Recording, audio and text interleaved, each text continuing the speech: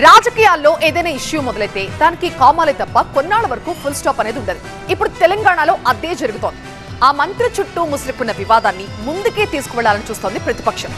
ఈ క్రమంలోనే ఈ అంశంలోకి కొత్త కొత్త వివాదాలు, నినాదాలు జతకలుస్తున్నాయి. అవేంటో చూద్దాం. రగులుతున్న పొంగులేటి వ్యవహారం, ఆగని ఆరోపణలు, కొనసాగుతున్న విమర్శలు. ఓవైపు తెలంగాణ వాదం, మరోవైపు దళితవాదం.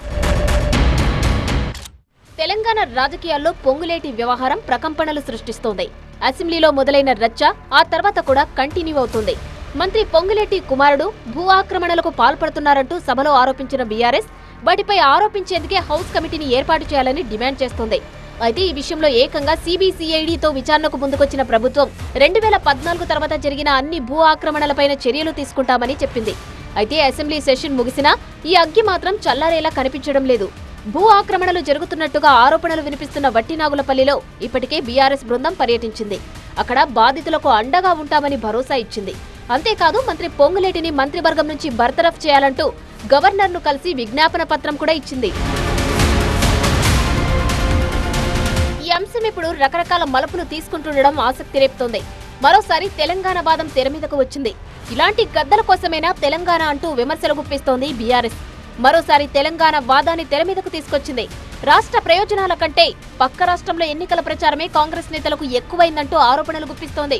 ఇప్పుడు కేరళ ఎలక్షన్స్ ఉన్నాయి, మేము ఆడికి పోవాలి, 30 తారీఖు అసెంబ్లీ ఖతం. అంటే మీ కేరళ ఎలక్షన్ మీకు ముఖ్యం కావచ్చు, ఈ రాష్ట్ర ప్రజలకు రాష్ట్ర శాసనసభ ముఖ్యం. బీఆర్ఎస్ పార్టీకి ఈ రాష్ట్ర ప్రజలు మాకు ముఖ్యం, ప్రజా సమస్యలు మాకు ముఖ్యం.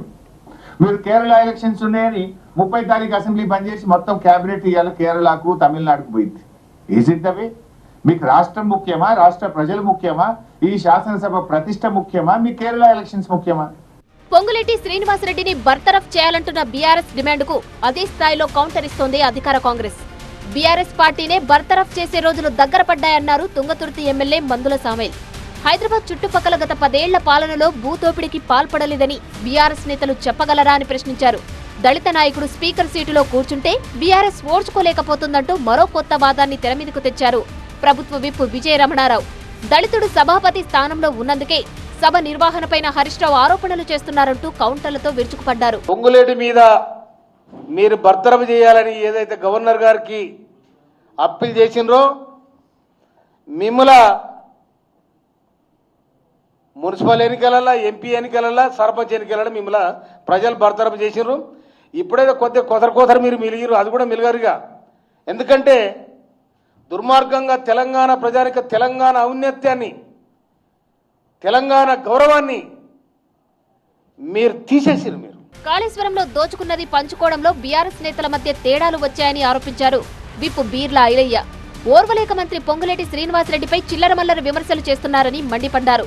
బీజేపీ, బీఆర్ఎస్ లు కలిసి బీసీ హక్కుల్ని కాలరాస్తున్నాయంటూ మరో నినాదాన్ని, రాజకీయ వివాదాన్ని తెరమీదకు తెచ్చే ప్రయత్నం చేశారు. మా భావి ప్రధాని రాహుల్ గాంధీ గారి ఆలోచనను తెలంగాణలో ఇంప్లిమెంట్ చేసి ఇలా రాహుల్ గాంధీ గారు కాశ్మీర్, కన్యాకుమారి నుంచి కాశ్మీర్ వరకు పాదయాత్ర చేసినప్పుడు వివిధ స్థితిగతులను తెలుసుకొని మేమెంతో మాకంతా ఉండాలని ఇలా తెలంగాణలో బీసీ కులగణన చేసి బీసీలకు పెద్దపీట వేస్తే దీన్ని చూసి ఓర్వలేక కనీసం తెలంగాణ రాష్ట్రం నుంచి 8 మంది ఎంపీలను బీజేపీ అందిస్తే మరి అక్కడ తెలంగాణ గురించి మాట్లాడలేక బీసీల గురించి, ఇలా బీసీల హక్కుల గురించి, విద్య, ఉపాధి, రాజకీయంగా వచ్చే హక్కులను ఇలా కాలరాస్తున్నటువంటి బీజేపీ, బీఆర్ఎస్ రెండు కూడా చీకటి ఒప్పందాలతో పోతున్నాయి.